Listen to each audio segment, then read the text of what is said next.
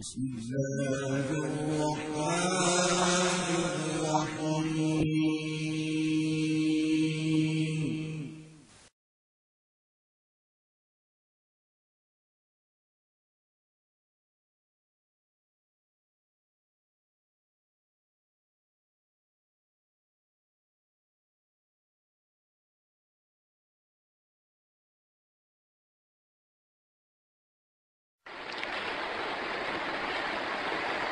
اگر میں یہ کہوں کہ جب سے دنیا قائم ہوئی ہے آج تک کا میں دنیا کا ظالم ترین، بدترین، درندہ صفت لیکن خوش قسمت انسان ہوں تو یہ میرا بالکل سچا تعارف ہوگا۔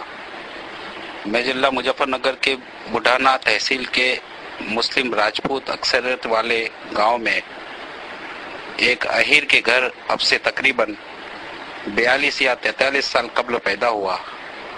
میرا گھرانہ نہایت ہندو مذہبی تھا لیکن جرائم پیشہ تھا۔ والد اور چچا جرائم پیشہ گروہ کے سرکردہ لوگوں میں سے تھے۔ لوٹ مار، ظلم خاندانی طور پر گھٹی میں پڑا تھا۔ 1987 میں میرٹھ کے فسادات کے موقع پر اپنے باپ کے ساتھ رشتہ داروں کی مدد کے لیے میرٹھ رہا اور ہم دونوں نے کم از کم 25 مسلمانوں کو اپنے ہاتھ سے قتل کیا۔ اس کے بعد مسلم نفرت کے جذبے سے متاثر ہو کر بجرنگ دل میں شامل ہوا۔ بابری مسجد، رام جنم بھومی کجیے میں 1990 میں شاملی میں کتنے ہی مسلمانوں کو قتل کیا۔ 1992 میں بڑھانا میں بہت سے مسلمانوں کو قتل کیا۔ بڑھانا میں ایک بہت مشہور نام کا بدماش مگر سچا مسلمان تھا جس سے پورے علاقے کے غیر مسلم تھراتے تھے۔ میں نے اپنے ایک ساتھی کے ساتھ اس کو گولی مار دی۔ مسلم دشمنی میں مجھے درندے نے ایک ایسی ظالمانہ حرکت بھی کی، شاید بربریت اور ظالمانہ حرکت آسمان کے نیچے اور زمین کے اوپر کسی نے نہ دیکھی ہوگی اور نہ سنی ہوگی اور نہ خیال کیا ہوگا۔ قرآن شریف کے 30ویں پارے میں ایک سورت بروج ہے۔ اس میں آگ کی کھائی والوں کے بارے میں اللہ نے کہا ہے کہ وہ برباد ہوئے اور ہلاک کیے گئے۔ یہ سورت شاید میرے بارے میں اتری ہے، بس اتنا ہے کہ اس میں انہیں آگ والے یعنی جہنمی کہا گیا۔ میرے قبول اسلام کا واقعہ ہر مایوس کو امید دلانے والا ہے کہ وہ کرپاوان اور دیالو اللہ جب میرے ساتھ ایسا کرم کر سکتا ہے تو کسی کو مایوس ہونے کی کہاں گنجائش ہے۔ میرے ایک بڑے بھائی تھے۔ ظلم اور جرائم کے باوجود ہم دونوں بھائیوں میں حد درجہ محبت تھی۔ میرے بھائی کی 2 لڑکیاں اور 2 لڑکے تھے جبکہ میرے کوئی اولاد نہیں ہے۔ بڑے بھائی کی بڑی لڑکی کا نام ہیرا تھا۔ وہ عجیب دیوانی لڑکی تھی، بہت ہی بھاوک تھی، جس سے ملتی بس دیوانوں کی طرح اور جس سے نفرت کرتی پاگلوں کی طرح۔ کبھی کبھی ہمیں یہ خیال ہوتا کہ شاید اس پر اوپری اثر ہے۔ کئی سیانوں وغیرہ کو بھی دکھایا مگر اس کا حال جو کا تو رہا۔ اس نے 8ویں کلاس تک اسکول میں پڑھا، بڑی ہو گئی، اس کو گھر کے کام میں لگا دیا، مگر اس کو آگے پڑھنے کا بہت شوق تھا اور اس نے گھر والوں کی مرضی کے بغیر ہائی اسکول کا فارم بھر دیا اور 8 دن تک کھیتوں میں مزدوری کی تاکہ فیس بھر سکے اور کتابیں منگوا سکے۔ جب کتابیں اس کی خود سمجھ میں نہیں آئی تو برابر میں ایک براہمن کے گھر اس کی ایک لڑکی سے پڑھنے جانے لگی۔ براہمن کا لڑکا بدماش اور ڈاکو تھا۔ نہ جانے کس طرح میری بھتیجی ہیرا کو اس نے بہکایا اور اس کو لے کر رات میں فرار ہو گیا۔ وہ اس کو لے کر بڑوت کے پاس ایک جنگل میں جہاں اس کا گروہ رہتا تھا پہنچا۔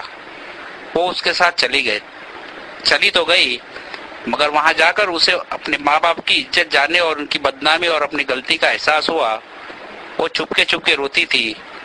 اس گینگ میں ادریس پور کا ایک مسلمان لڑکا بھی رہتا تھا۔ ایک روز اس نے اسے روتے ہوئے دیکھ لیا۔ اس نے رونے کی وجہ معلوم کی۔ اس نے بتایا کہ میں کم عمری اور کم سمجھی میں اس کے ساتھ تو آ گئی مگر مجھے اپنی عزت خطرے میں لگ رہی ہے اور میرے ماں باپ کی پریشانی مجھے بہت یاد آ رہی ہے۔ اس کو ہیرا پر ترس آ گیا اور اس نے بتایا کہ میں مسلمان ہوں اور مسلمان اپنے عہد کے سچی کو کہتے ہیں میں تجھے اپنی بہن بناتا ہوں، میں تیری عزت کی حفاظت کروں گا اور تجھے اس جنگل سے نکال کر صحیح سلامت تیرے گھر پہنچانے کی کوشش کروں گا۔ اس نے اپنے ساتھیوں سے کہا کہ لڑکی تو بہت بہادر اور اپنے ارادے کی پکی معلوم ہوتی ہے، ہمیں اپنے گروہ میں ایک دو لڑکیوں کو ضرور شامل کرنا چاہیے، اکثر ہمیں اس کی ضرورت ہوتی ہے۔ اب جنگل میں اس کو ساتھ رکھنے کا طریقہ یہ ہے کہ اس کو لڑکوں کے کپڑے پہناؤ۔ اس کی بات سب ساتھیوں کی سمجھ میں آ گئی۔ ہیرا کو مردانہ کپڑے پہنا کر لڑکا بنایا گیا، اسی طرح وہ اسے ساتھ لے کر پھرتے تھے۔ اس نے دیکھا کہ 10-12 لوگوں میں اس مسلمان کا حال سب سے الگ تھا۔ وہ بات کا پکا تھا، اچھی رائے دیتا تھا، جب مال بڑھتا تھا تو اس میں سے کچھ غریبوں کا حصہ رکھتا تھا۔ ہیرا کو الگ کمرے میں سلاتا تھا اور رات کو بار بار اٹھ کر دیکھتا تھا کہ کوئی ساتھی ادھر تو نہیں آیا۔ جب ہیرا کو ان کے ساتھ رہتے ہوئے کچھ روز ہو گئے اور ان کو اطمینان ہو گیا کہ ان کی گینگ کی ممبر بن گئی ہے تو اس کی چوکسی کم کر دی گئی۔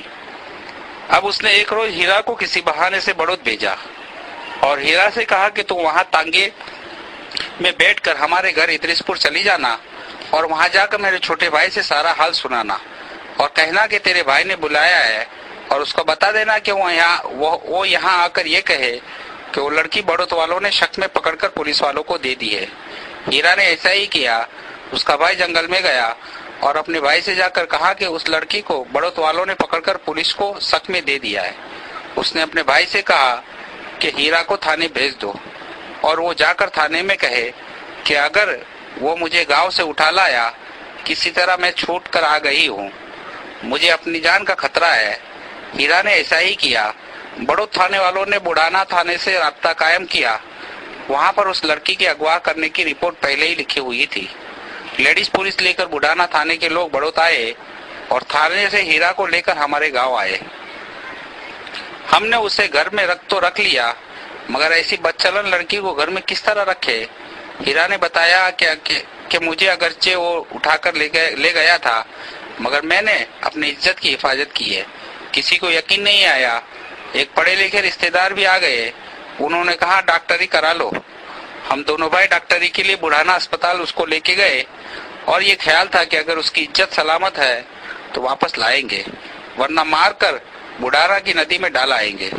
اللہ کا کرم ہوا کہ ڈاکٹر نے رپورٹ دی کہ اس کی عزت سلامت ہے۔ خوشی خوشی اس کو لے کر گھر آئے، مگر وہ اب مسلمانوں کا بہت ذکر کرتی تھی اور بار بار ایک مسلمان لڑکی کی شرافت کی وجہ سے اپنے بچ جانے کا ذکر کرتی تھی۔ وہ مسلمانوں کے گھر جانے لگی۔ وہاں ایک لڑکی نے اس کو دوزخ کا کھٹکا اور جنت کی کنجی کتاب دے دی۔ مسلمانوں کی کتاب میں نے گھر میں رکھی دیکھی تو میں نے اس کو بہت مارا اور خبردار کیا کہ اگر اس طرح کی کتاب میں نے گھر میں دیکھی تو تجھے کاٹ کے ڈال دوں گا۔ مگر اس کے دل میں اسلام گھر کر گیا تھا اور اسلام نے اس کے دل کی اندھیری کوٹری تو اپنے نور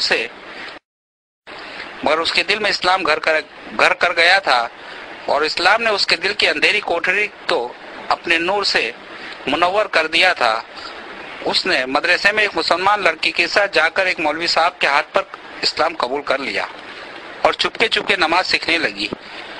وہ وقت پر پابندی سے نماز پڑھنے لگی۔ مسلمان کے بعد وہ شرک کے اندھیرے گھرانے میں گھٹن محسوس کرنے لگی۔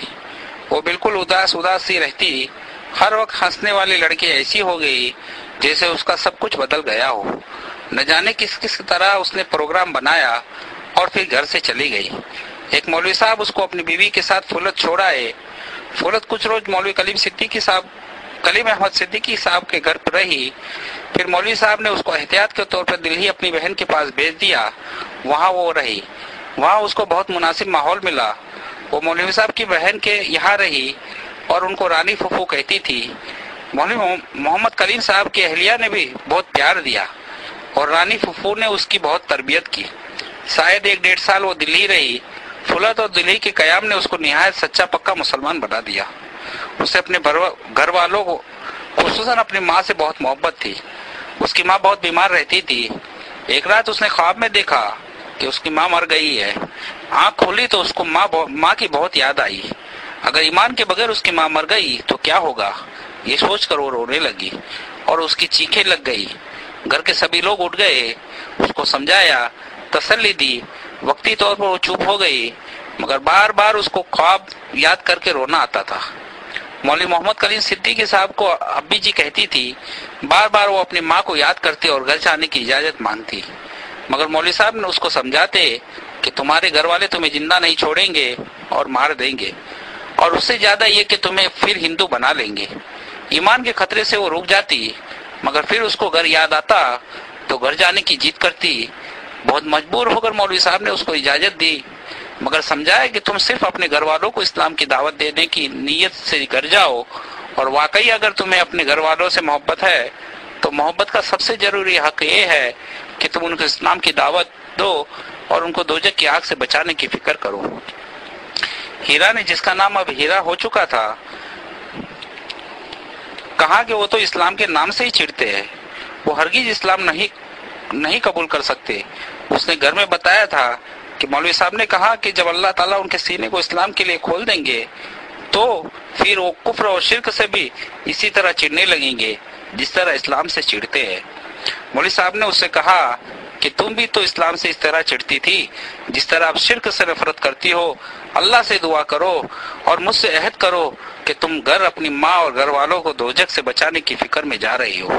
اگر تم اس نیت سے جاؤ گی تو اول تو اللہ تمہاری حفاظت کریں گے، اور اگر تم کو تکلیف بھی ہوئی تو تکلیف ہوگی جو ہمارے نبی صلی اللہ علیہ وسلم کی اصل سنت ہے، اور اگر تمہارے گھر والوں نے تمہیں مار بھی دیا تو شہید ہوگی، اور شہادت جنت کا مختصر ترین راستہ ہے، اور یقین ہے کہ تمہاری شہادت خود ان کے لیے ہدایت کا ذریعہ بن جائے گی۔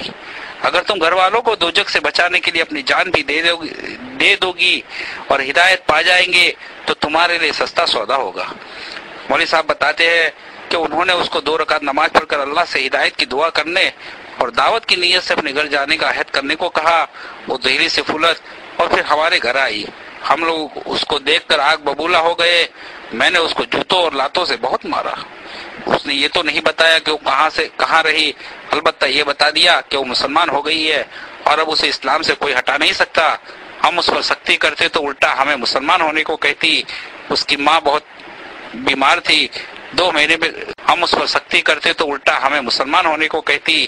اس کی ماں بہت بیمار تھی، 2 مہینے کے بعد وہ مر گئی تو اس کو دفن کرنے کے لیے مسلمانوں کے حوالے کرنے کو کہتی رہی کہ میری ماں نے میرے سامنے کلمہ پڑھا ہے، وہ مسلمان مری ہے۔